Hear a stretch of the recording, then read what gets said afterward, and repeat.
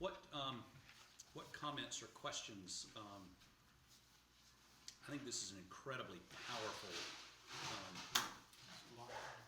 a lot of stuff here, a lot to absorb. I had never really thought about the comparisons of Moses and Jesus being the Old and New Covenant. Yeah. It never occurred to me.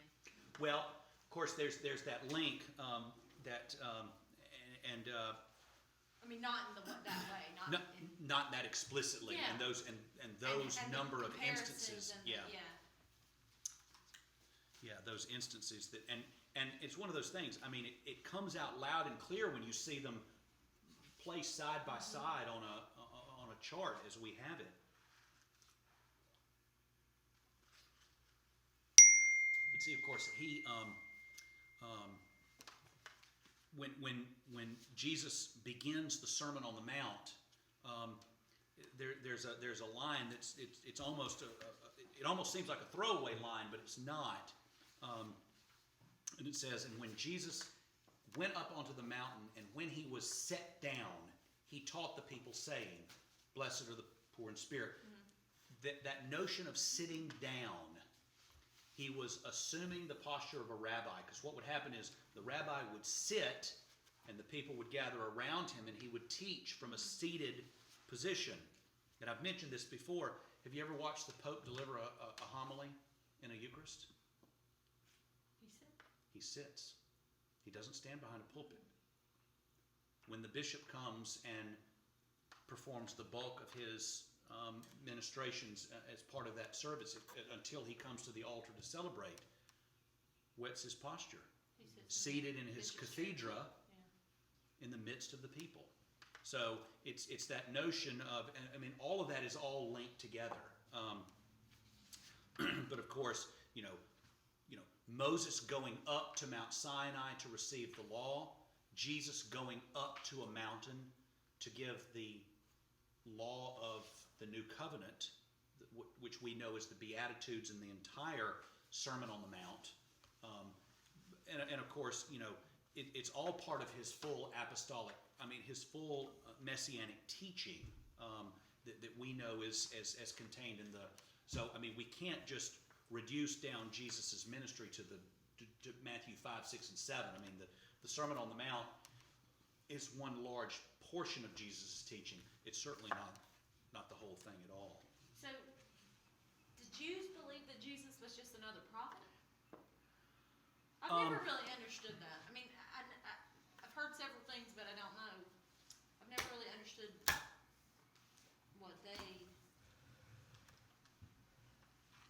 who they see Jesus as in their teaching. Some see him as in the line of the prophets, but certainly they take very seriously the writing about cursed is the man that hangs upon a tree. They basically would reject and say there is no way that God's Son, his Messiah, would be cursed in that manner by. So they don't see the similarities or the old and the new.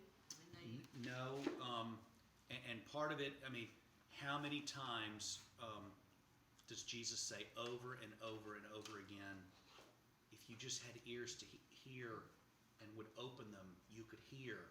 If you just had eyes to see and would open them, you could see what is happening. But so many,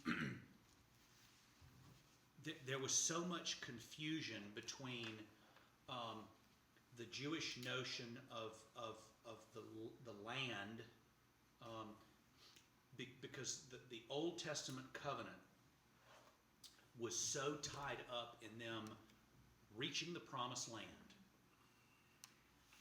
And the promised land at the time of Jesus was under the occupation of Rome. So even though they were home, they were not really at home because they were not in control.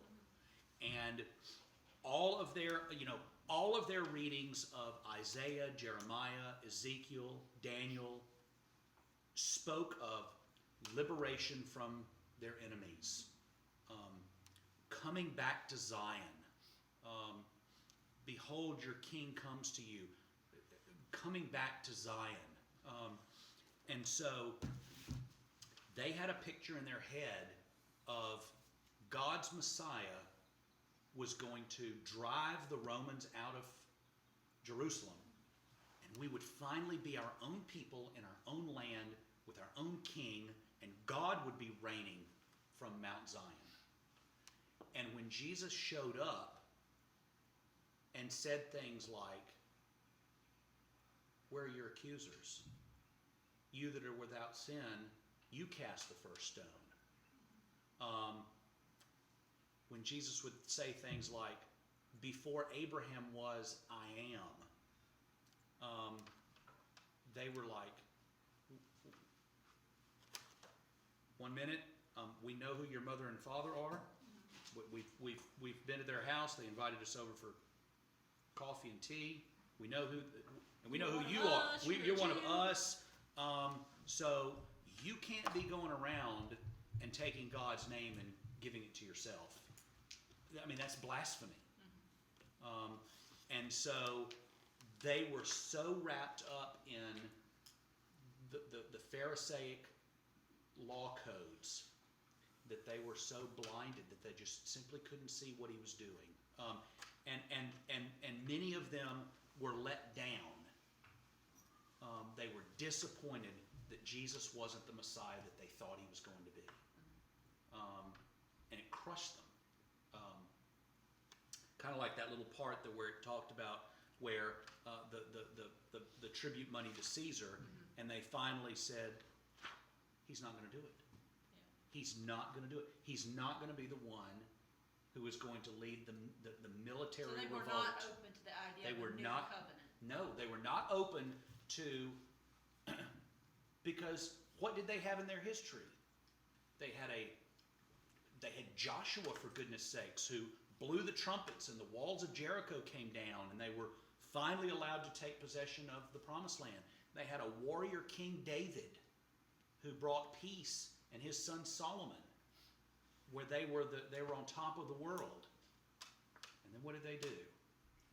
Solomon's son comes to the throne, and you have a split, Jeroboam and Rehoboam, and you have a split in the northern and southern kingdoms, never to be reunited.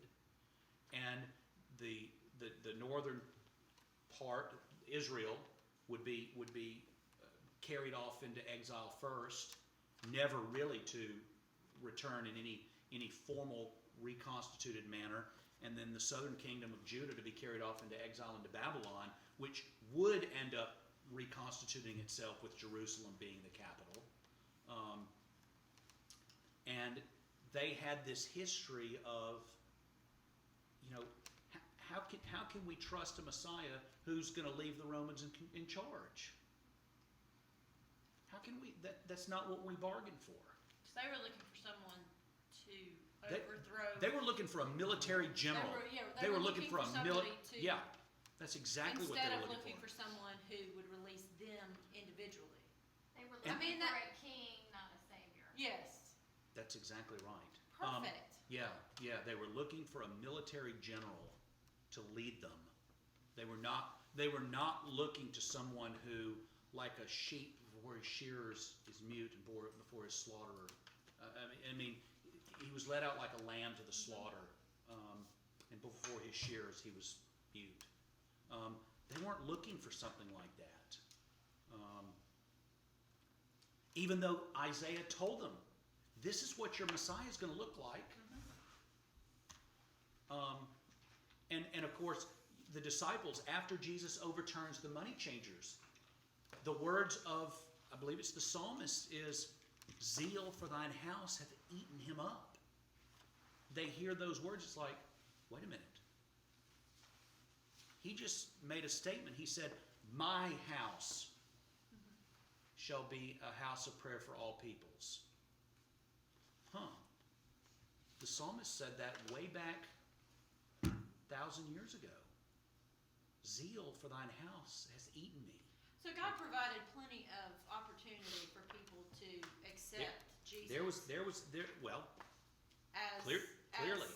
as the one sent for them, they just didn't wanna, Clearly. they were so lost in their own depression Because- of being, Well, classic in our own day-to-day lives, when we're looking for a sign or looking for we missed them. something, we don't see the forest for the trees. We Mhm. don't see what's right around us because we Yeah. have a certain expectation of what Yeah. the result's gonna be Yeah, or what yeah. we want God What to we- show yeah, us. what we what want- we want the What we want outcome is to not be. always what God wants. Exactly. Think about it, if Jesus came today, how many people would want him to be our great military ruler that destroyed the Muslims? Yeah. I mean, something like, Or something as simple as let's let him be our theocrat and be our ruler, and let's just have this wonderful theocracy with God as king. Yes, but mean- we as the United States would think he was coming to say just us. That's true too. Yes, we would. We as Americans, We- would think, we- Jesus is American, And we would say he's white, and and we has would blue say- eyes. and we would say no, go get your own. Yeah. We've got ours. You Yeah. go find your own, and we would probably miss it. Oh, yeah. And Just as the Jews missed it then. but then but then why does Jesus tell a parable? There was a certain man going to Jericho, and he fell among thieves and thieves, and they beat him and stripped him and left him half dead on the side of the road. And a Levite happened by and looked on him and went by the other way. A priest did the same thing, but this Samaritan came and bound him up and put him on his own beast of burden and took him to the inn and told the innkeeper, if you spend anything else, that's not what we're looking for. We're the priest and the Levite so often looking on the person who's been beat up, and we turn. And that's not our problem. That's right. Jesus says elsewhere. He says, I was naked and you didn't give me any clothing. I was hungry and you didn't feed me. I was thirsty and you gave me no water. First, why did the church in its wisdom pick the story of Lazarus and the rich man as the first gospel lesson to hear after the shift in the liturgical season to the second half of the church year, which is basically, and I mentioned it 2 weeks ago, that the reason that the liturgical color is green is for growth. It's a period of lessons, 22 to 26 weeks long, depending on when Easter is, of instruction on how we are to grow in the Christian faith. And the first lesson is, don't overlook the need that's right outside your gate. There's need all around you, and this is not a plug for, you don't have to go to a third world country to do a mission trip. We could go 3 blocks away and do ministry right here. We could go a block away from here. A block I away mean- from here, yeah. I was just trying to use 3.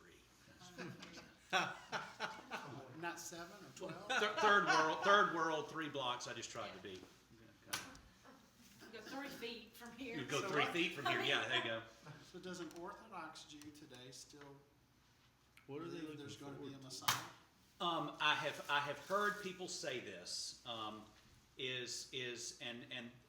I've actually heard Jews say this who are at least open and it can at least hear things kind of well. They've said, here's the difference between a Jew and a Christian. When Jesus comes back, for you it'll be the second time. For us it'll be the first. Yeah. Whatever you want to do with that. But I mean, but here's what in some ways makes them still faithful. They are still searching and seeking the Messiah. And what did Jesus say? Anyone who seeks will find. Anyone who seeks will find. So, I mean, please don't hear me marching down the road towards universalism, because that's not where I'm going. And what does John say? What does John record Jesus as saying? Anyone on the side of truth hears my voice. I mean, our Jewish brothers and sisters are desperately seeking the truth. The unfortunate thing, as we see it from a Christian standpoint, is They missed it. Pilate asked the fundamental question, what is truth? And that's obviously when that comes, on Good Friday, as Jesus is before Pilate. That in that dialogue between Jesus and Pilate, and that's what Jesus says to him. Anyone on the side of truth hears my voice. And Pilate asks him in response, what is truth? And after he had said this, he turned and walked out. What remarkable symbolism for the Jewish people. They did the same thing. Truth was standing there. Truth with a capital T was standing right in front of them. And they rejected it. It. Maybe you should you should write a class for understanding other faiths and learning and know. I mean, because Yeah. that's something that's always interesting. Is this is what I believe and this is what I've always believed. But how can other faiths not? I mean, where was it that things divided to a point where we have wars over what we believe? I mean, where did it get so? That's nothing new. Okay. But I'm saying, Cain, that's yeah, exactly Cain and right. Abel. Cain and Abel, But I that's mean, exactly it right. just seems But- like, I don't know. But you think with the Jews, there are some validation there. They do, although sometimes it's not the best hold, they are in the Holy Land. They have their own nation. And I was watching last night where there's a big mass, they're practicing Exodus. There are French Jews leaving by the boatloads going to Israel because of the Muslim issue, in France right now. I mean, so it's like that's their badge of honor and that's what they do and that's their, validation for their Well, and it's faith. also, devout Muslims travel to Mecca and. Yeah, make their I mean, pilgrimages. every religion has a Mecca, has a pilgrimage, has a place that you feel drawn to. Yeah. Plus they got the Mossad. Those are some tough dudes. Well, but the thing is at the end of the day, that's why Jesus in the Sermon on the Mount speaks of salt and light. Why are some people? Because they've never been presented with that salt that would give them that savor, and they've never had someone present the light of the gospel in a manner in which they can see it and hear it. And that's our burden. That's our calling. That's who we as Christians are. That's what we're called to do. I mean, we're called to be salt and light. John Stott, paraphrasing, he said, there's never been a problem with the message. There's just been a salt and light problem. Sometimes it shines too brightly and blinds the person. And There is sometimes it's not that. bright Sometimes enough. it's not bright enough, and then sometimes the salt has become so just saturated. Don't leave it on. So, any other questions or comments? I think this is a great. I mean, everybody has their own favorites. This is one of mine, just because it presents. You see things in a different way. Oh yeah, it's such a phenomenal unfolding. Anything else? Well, next Sundays will be lecture number 9, which is on salvation. The Lord be with you. With thy spirit. Let us pray. Unto God's gracious mercy and protection we commit ourselves and those near and dear to us. May the Lord bless us and keep us. May the Lord make his face to shine upon us and be gracious unto us. May the Lord lift up the light of his countenance unto us and give us his peace, both this day and forevermore.